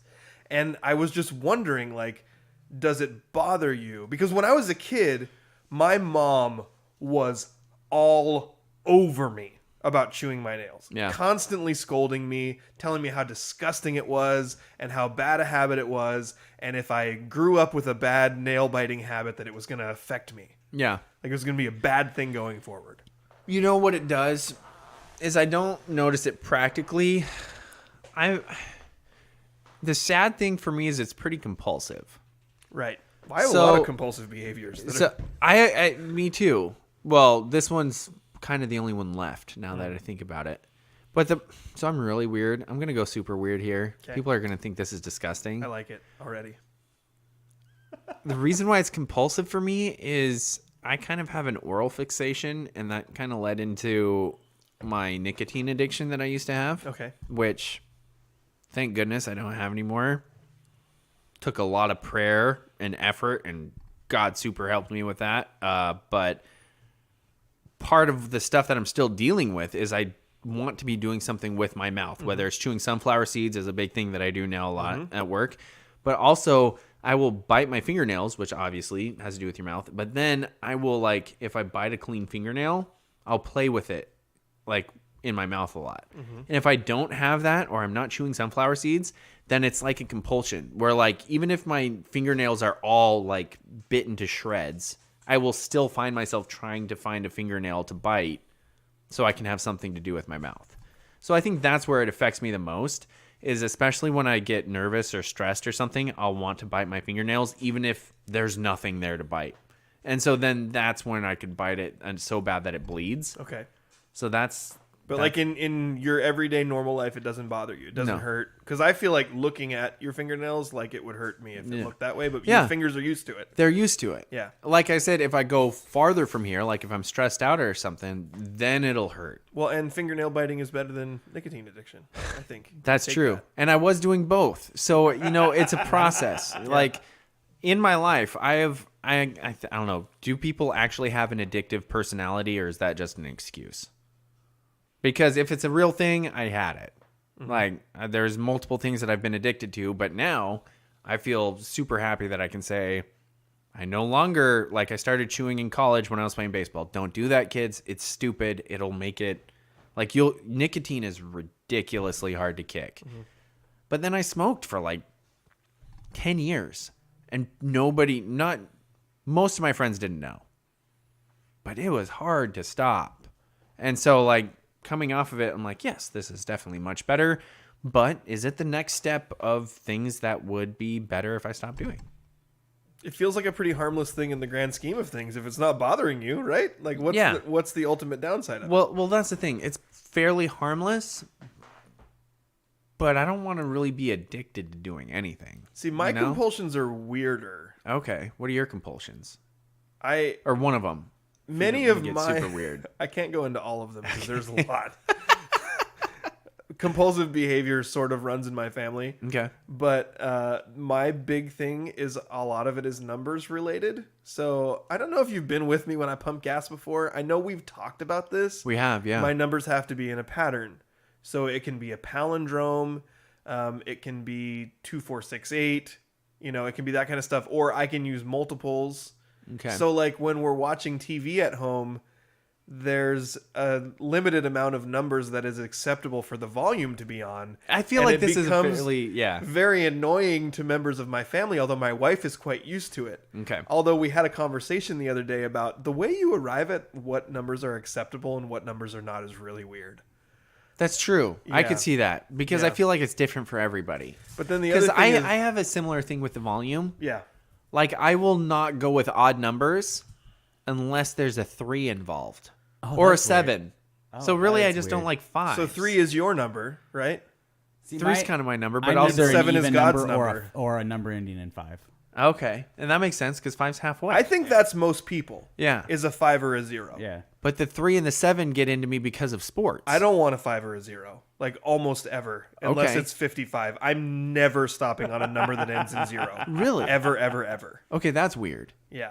I feel like a lot of people like that. But the other thing is, round like, number. the compulsion is so bad that if I see someone puts the volume on something, I will not be able to stop thinking about it until I ask them to fix it. And this leads me... This is really... Noted. This is really personal, but you got personal. I'm going to get personal. Do it. Yeah. A member of my family who also has compulsive behaviors has a very different compulsion about what numbers should be on volume. Oh, no. And they are a child. And I was called out by my sister one time because I was like, nope, no, volume needs to be at this. Yeah. And the child was like, no, it needs to be at this. Oh, no. Are you guys just And- broken by analog volume knobs? My sister looked at me and said, are you telling me that your compulsions are more important than my child? And I was like, okay, I'm going to cave. Yeah. But then It it was was the hard. only thing I could think about. Like, I literally couldn't get it out of my head until the TV was off.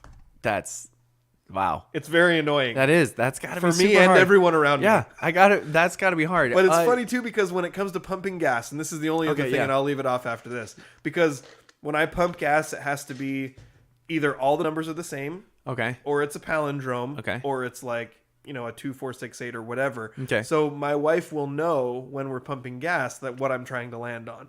And the other day, So you don't fill up your tank. ever. Interesting. So the other day, I was getting gas and I was trying to land on 33.33. Okay. And I'm pumping, and I land on 33.34, and I hear laughter from the car. And I was like, "What are you laughing at?" And she was like, "Nothing." So then do you go for 33.44? 33.44. Okay. 33.55 is not ideal, but it's okay. It'll work. I prefer 33.66 because 3 is a multiple of 6. That makes sense. Yeah. So, Okay. or 6 is a multiple of 3, I should say. So my current car that I drive most of the time doesn't have numbers with the volume. It's got these weird like blocks. It drives me nuts. But that's the easiest thing for me when But there's most no of the numbers time- involved. But you know what's frustrating to me? Yeah. Is it most of the time doesn't complete a block. Yes. This car doesn't like only like every third block completes. Most of them are partial, and then you go to the next setting and it like jumps into a partial of the next block. So how do you know that you're on a setting that's acceptable? Exactly. So- it drives me nuts, Justin. Let me tell you my strategy. This is what I do. Okay.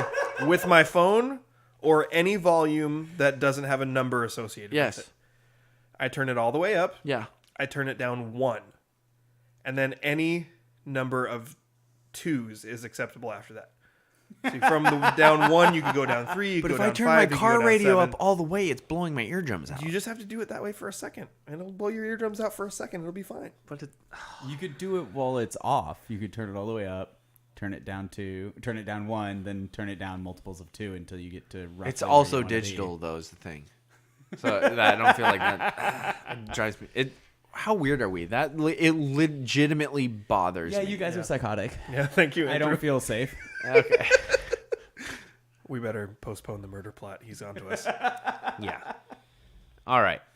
Anything else from Francis? In the mailbag, yeah, we Okay. have 2 questions from Francis. One of them, Justin's editing, I No, think. I'm not. I think I accidentally did. Oh. My bad. I started accidentally.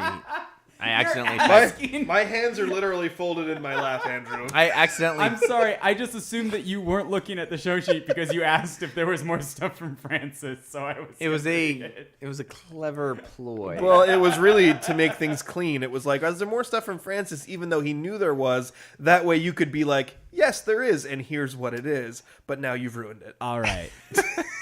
Francis says, at the time I'm writing this, Kentucky? Kansas. Which one is he as a Daniel fan of? deleted it, so I don't Yeah. know. It's Kentucky. He's- Kentucky. Kentucky is still the all-time wins leader in Division I men's basketball. With that in mind, if you are the coach of the winningest program, but as a number 2 seed, you get bounced by a 15 seed, should you be fired?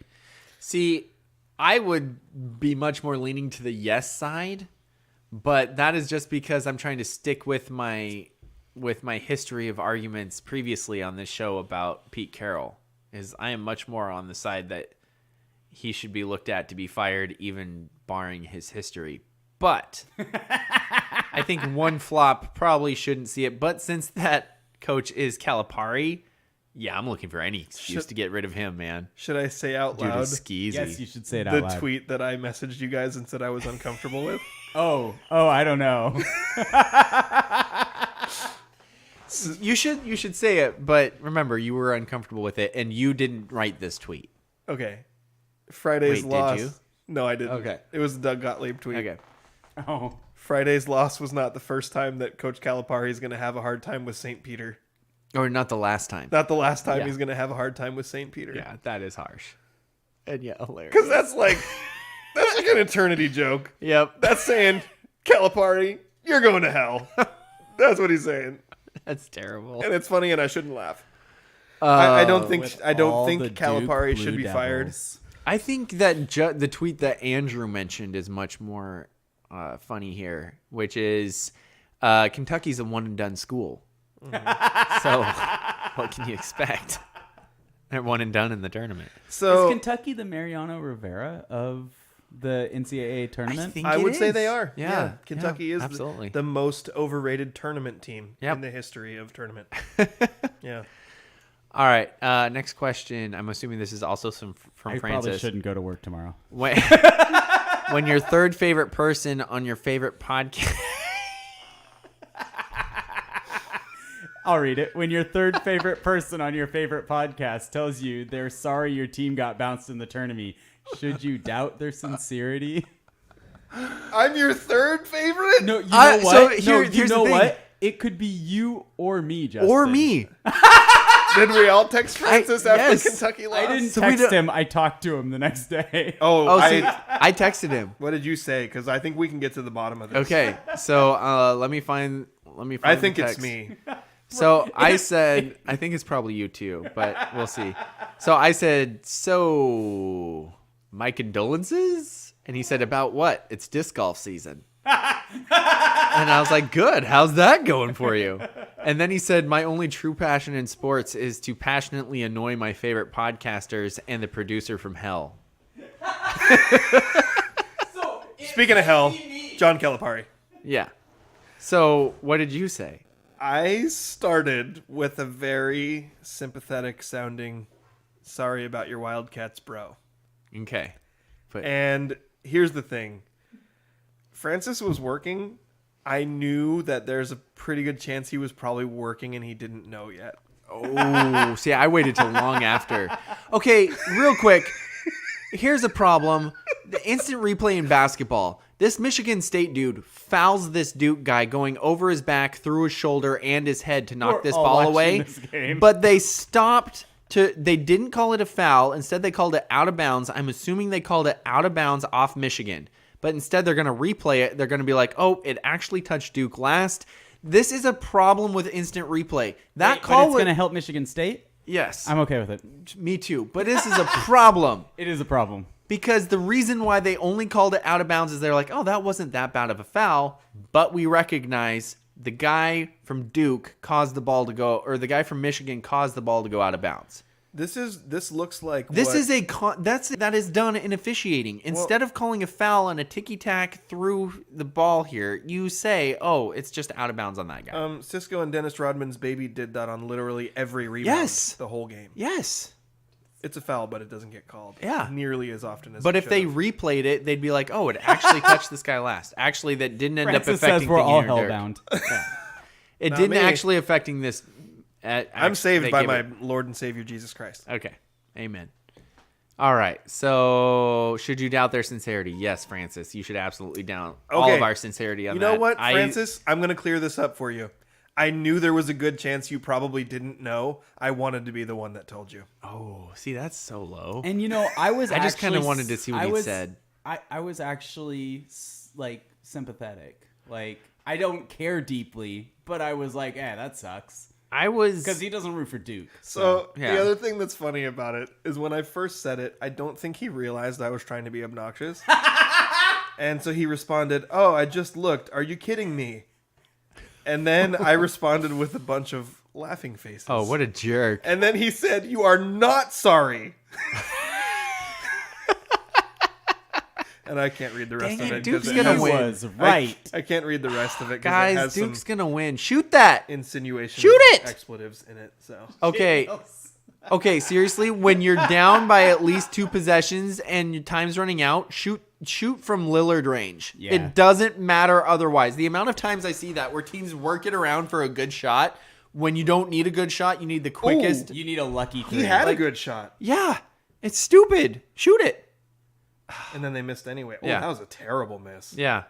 So Duke's going to win. That's the worst thing ever. Coach It's just K too is bad the they're worst. coached by the town drunk. You know what though? That keeps alive our hopes for a Duke UNC reunion. I don't want I that. don't care. I just want Duke to lose. It's not about what Andrew, you I- want, if Justin. that It's about happens- what's good for me. Are you concerned about my health? Duke's the worst. A little bit. Next If that question. happens, my heart will literally explode in my chest. All right. This question's from my wife. I was here last week and we forgot to get to it. Why do we say run over and not driven over when referring to getting hit by a car? It's an excellent question. I don't know. Like, because you're not getting run over. You would be Nobody's running in driven that over situation. by the person who's driving the car. Oh yeah, that's a But good point. you are A run car over doesn't by drive. the car itself. A The car car doesn't doesn't drive, drive. the person drives. The person drives the car. Well, the car's not running either. I Rolling. mean, the car It's is rolling, turned though. on, so it's rolling. So we should say rolled over, but a rollover sounds like you got the car car rolled. flipped Yeah. upside down because that phrase is already taken. yeah. A car. You could say that a car runs on its wheels, though. Like it Well, the runs- engine is run- running. The engine is running. Okay. Runs can be used like because like you can run on tracks, Yeah, right? or you Even can though have the it's- runs. It's rolling. That's another different meaning of the word run. But like, so run is used for like following a thing. But I feel like it should still be driven over. The person drove over you with their Yeah. car. Okay, Yeah, the I person agree drove that. over you, Yeah. but the car ran Yeah. But you over can say you got hit by a car. Okay, Yeah, you said Like, you I got get hit that- by that a makes but car. there's a You got hit difference by a between car. getting hit by a car and run over by a car. Yeah. If you're hit by a car, you may not end up underneath. I it. feel like if you end the up focus underneath on the the car car is and a it problem goes here. over the top of you, you got run over by that car. I feel like the car is Don't the like focus that. on the car is the problem here because you didn't get hit by a car. You got hit by a driver Yeah. with a car. And it was Agreed. probably driven by Coach K. Probably. Look at that smarmy. Oh, and he just crossed himself. Get out of here. Probably. Ugh. Well, he has to. He's Duke Blue Devils. My So bad. my son Peyton. He sold his soul to my the son Duke Blue Peyton Devils. thinks he's a vampire. He might be. Dude! And he said, I Yes! said, I don't know. But Peyton said, have you ever seen him in the daylight? And I said, come to think of it, no, I have not. Has Duke never played in one of those like open air on a aircraft carrier things? Not that I've seen. Oh, well then, that's the only one time I can think of that you'd see a basketball player. Maybe they did, or a but basketball I don't coach know. in there. I'm just saying I can't say that he is a vampire, but I also can't say that he isn't. So, do we want to get to the Godfathers? Yeah. Oh, yes. Yeah, I forgot about Godfather that. would like us to rank these in the correct order. Okay. Ole Penn, Athlete of the Week. Gatorade, Player of the Year. Okay. All-Star Game MVP, and the Scrimmage Certified Bucket Getter. Ooh. And Okay. he points out that there are only 2 known Scrimmage Certified Bucket Getters. There are Exactly. only 2. That is accurate. I was going to say, Justin, do you want to go first? No, go ahead. Are you sure? I feel like I've been just interrupting you most of the show. No, you're good. Okay. Bucket getter, Okay. number 1. Athlete of the week, number 2. Okay. Gatorade Player of the Year, number 3, and All-Star Game MVP, number 4. Where do you fit full ride scholarship in there That's tough. to a Division I school? I would say it's either above. Is it a Division I school with a decent name, image, and likeness? Yeah. Uh, Oh yeah. Oh, Say yeah. it's a Market. good, let's call it a good because that's worth a NIL lot. school. Yeah. Yeah. I'm gonna go right under Gatorade State Player of the Year. Okay. Okay, so Which, if they do it for track, I think Straka's got a good shot of winning that award this year. For good point. track.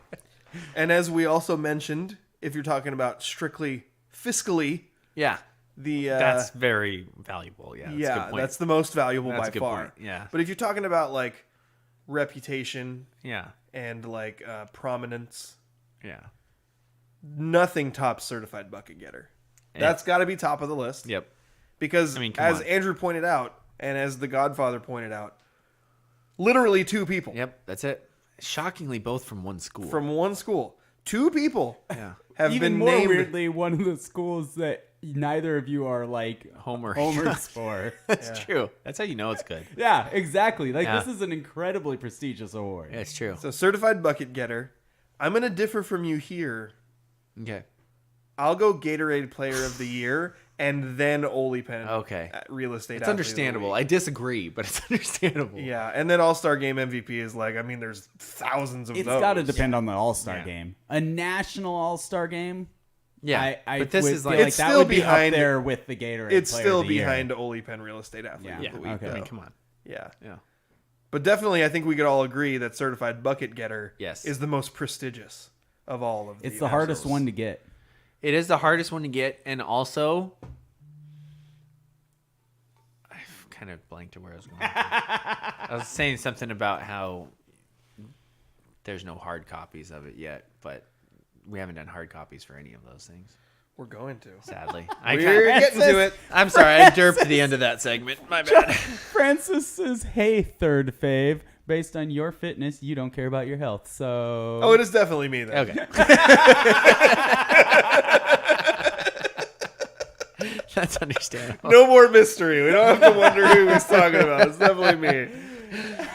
Okay, I think that's going to do it for our show today, unless I hear any dissent. Nope. All right. So for my co-host Justin, the third fave Damashevitz, And Daniel, I'll throw a bulldog in there, Hargrove. and our producer Andrew Disley Gross. Uncle Disley. You've been listening My, to this. my favorite thing about talking about Will Disley is how Andrew says it. Disley. Disley. You've been listening to the Scrimmage. Disley. Also, screw you, Francis. I think you might have got that in.